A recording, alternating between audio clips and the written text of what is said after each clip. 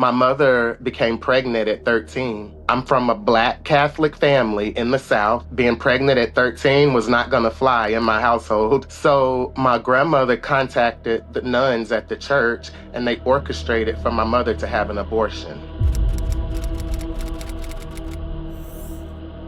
She became pregnant with me again at 17. Now, she was dating my father at the time, but apparently she was dating somebody else as well, because she and my father had a very violent relationship. There was a fighting. So at one time he broke her leg. Another time she hit him with my grandfather's golf club and he had bandages. Eventually my mom and I moved out.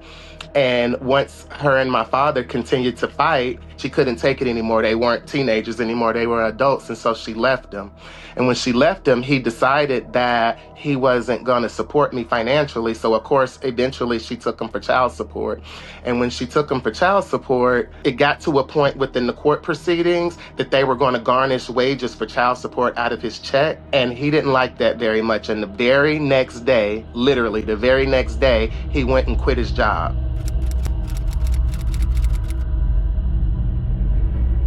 I started to grow up with just my mom, not so much him, just my mom. I had a very good relationship with everybody in his family, my grandparents, my aunts. He doesn't have any brothers, and everybody on that side. Just he was rarely there, because when you're selling or doing in that lifestyle, we're talking about in the 80s during the crack era, and when you're in that lifestyle, you just don't have time to be at home. You're here, you're there, you're doing these things. And so my grandparents were not into that lifestyle at all.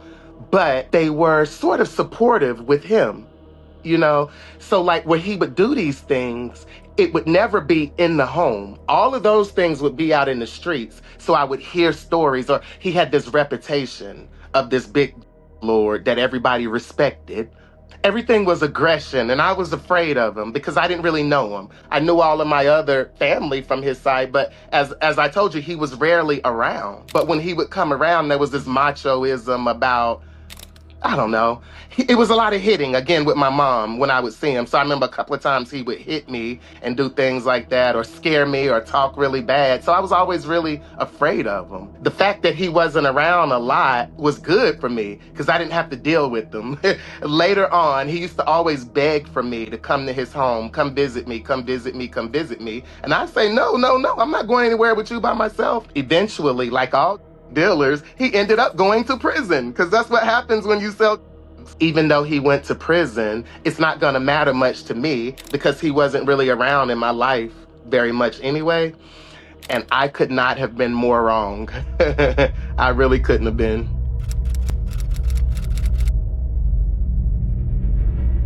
My mom just really started acting different. Like, there was already abuse and hitting and emotional abuse and neglect. I think that some type of way she may have had some type of something to prove with my father. Like, well, you're not around, but I'm a strong woman. I'll still take care of him or something. I don't know what that was about. There was some rivalry. The only reason why I say that is because afterwards, she just started to not care about me. That whole song and dance about me arguing with my mom, or not, at some point it didn't even get to arguing. It would just be, I knew that we were going to have a bad day, so I would just go to my grandparents. And that went back and forth and back and forth. And then at some point, I started spending more time with my paternal grandparents than my mom. You know what I mean? It switched. Like, I was spending most of the time here than there. So I guess that they decided at some point that they were reaching retirement age. All of their children were grown, and they just weren't wanting to raise another 10-year-old. They didn't have the 8 years in them to raise me again. So talk started to become of, I was going to have to be put away, because basically I had nowhere to go. So it just became apparent at some point that my mother and I were not going to be able to continue to live together, because I didn't wait till I was 18 to stop her from hitting me, or until I was big enough. I always had it in my head that when I get old enough, I'm not going to let her beat me anymore. I'm going to stop it somehow. One time, my mom and I went to see a psychologist. Her name was Dee, just like mine. So I had that connection. So when I went there, my mom started, and she went all into, he's neglectful, he doesn't do what I say, blah, blah, blah, blah, blah. And then it got to me, and I told her that my mom wouldn't feed me, that I tried to get something to eat from the stove the other day and she yelled at me and told me, no, that's my boyfriend's food. You put it back and that type of thing. And I just went on and on and on. And Dee stood up to her and told me in front of her that was neglect and that a parent shouldn't neglect the child. The reason why we were having that psychology session was not so that we could work through our problems. My mother was trying to put me in a group home at that time. At 10 years old, she wanted me to go live in a group home. And Dee, the psychologist, unfolded it for me. And she said that you should not go to this group home because, first of all, it's full of juvenile delinquents. Keep in mind, I had no type of criminal record or nothing with the police at this time. It's just that I stood up for myself and I had a smart mouth. And so Dee said that there would be nothing but juvenile delinquents there. All of them had been in juvenile detention before. I would be the youngest one there, and I would get chewed up. If you sign this paper, you have to go to the group home. But if you don't want to go to the group home, you don't have to sign the paper. So that took the power away from my mom. She didn't like that very much. So after that, she was done, and I was back over at my grandparents' house. So we were going to a McDonald's one day. I'm sitting, and I sit somewhere, and my grandparents sit there. They tell me to go sit somewhere. All I know is this man starts talking to me. And now keep in mind, I'm in about the 7th grade, and he has this other young man there that's a little older than me, that's maybe like a 9th or 10th grader.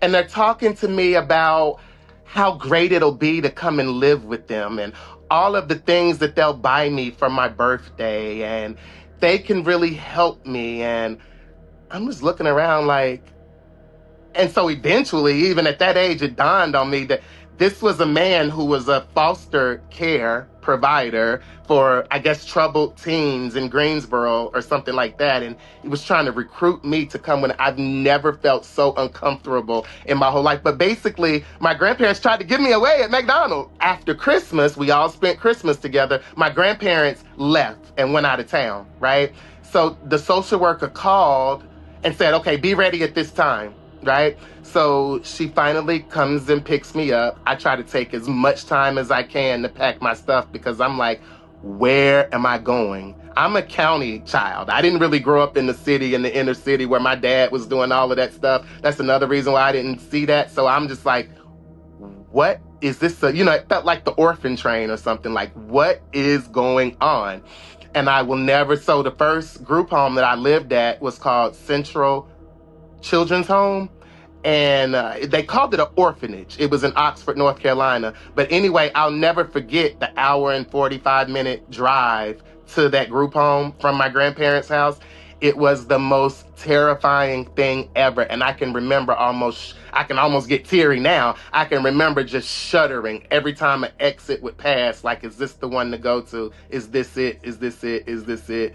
So yeah, that's how that transition went into the group home. I was there for 2.5 years. Now, this is from 13 to 16, but I was not there the whole time because there was some program, this one program that I went to was a reconciliation program, a returning home.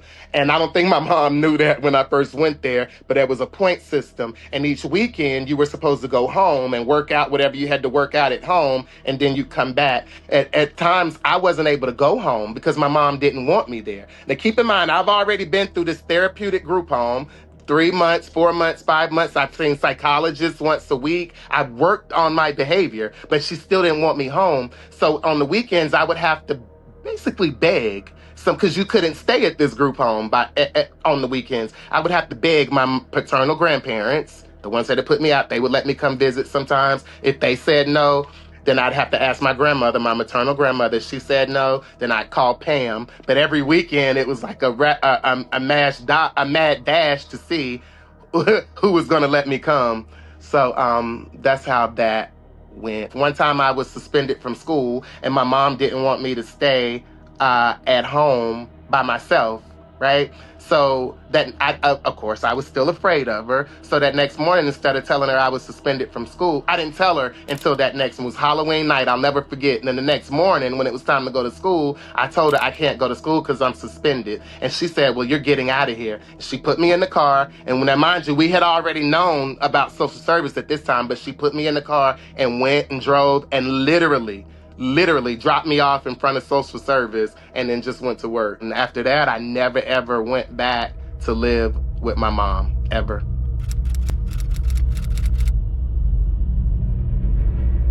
Once my father got out of prison, sometime when I went on to college. I was in college on a tennis scholarship, of course, and kept going to grad school, and I would use my refund checks to fund tennis, and I was living in a subsidized home in DC, and really just living this really good lifestyle. And when I was about 25, my father and his wife came up to visit. And it was the first time in my whole life that I was really able to observe my father. And the power of genealogy and heredity was so powerful to me that it was just amazing. And a lot of things that people would subscribe to me, a lot of times like the way my voice is, or the fact that I would argue, or certain little things that a lot of people would call feminine, or, account to being feminine. My dad was the same way, the exact same way. And I didn't know that because I never was around him. So it really gave so much definition into who I was as a person. And I knew that if I had that growing up, I would have been more confident overall, but just looking, and even just that, like, facial expressions, comments, laughter, just the little smallest things that you do every day. You don't think this comes from somebody, but everything comes from somebody. That's when I learned the power of heredity.